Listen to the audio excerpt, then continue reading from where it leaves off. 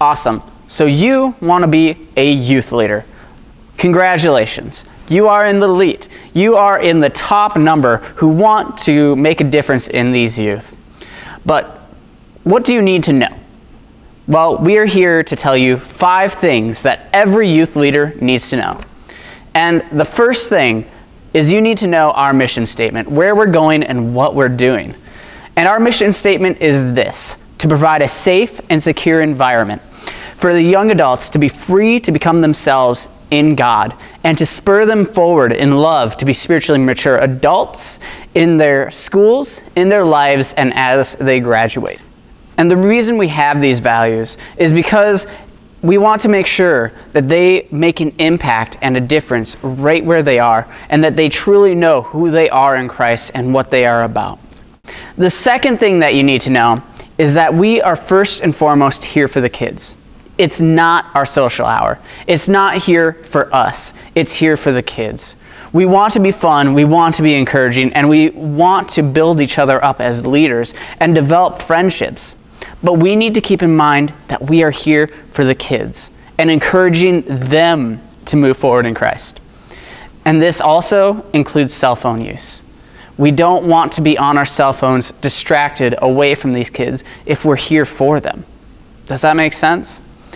Third, for safety purposes, you always want to make sure that there are at least 2 leaders when you are having a private conversation with any child. And there isn't any windows or anything like that, so that if a child, for some unknown reason, says, so-and-so sexually assaulted me, if there is another leader in the room, they can disprove that fact, especially in situations where it's the opposite sex. For safety purposes, do not have private meetings without another adult there. Fourth, you are a leader. I mean, obviously, you are a leader. People are going to look up to you. People are going to say, oh, this is what a leader looks like. Monkey see, monkey do. And what people think about you matters somewhat. I mean, of course, first and foremost, what Christ says about you is the most important thing. But when you look at it, the Bible talks about where you need to be talked about by men as someone who is following Christ's example. And that means even outside of the youth group, it matters. When people think of your name, what do they think of? And no matter where you are, you need to be an example of the gospel. Fifth and lastly, confidentiality.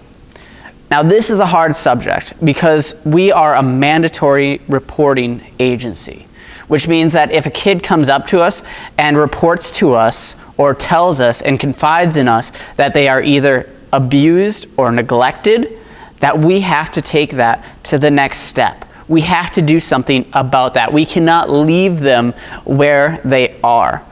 But this doesn't mean asking leading questions such as, does your mom or dad beat you? Does your mom and dad neglect you? Those are leading questions. What you want to ask if a kid comes and approaches you and says, hey, I need to talk about something. And you say, okay, what do you need to talk about? They say, I'm going through this situation, da-da-da-da-da.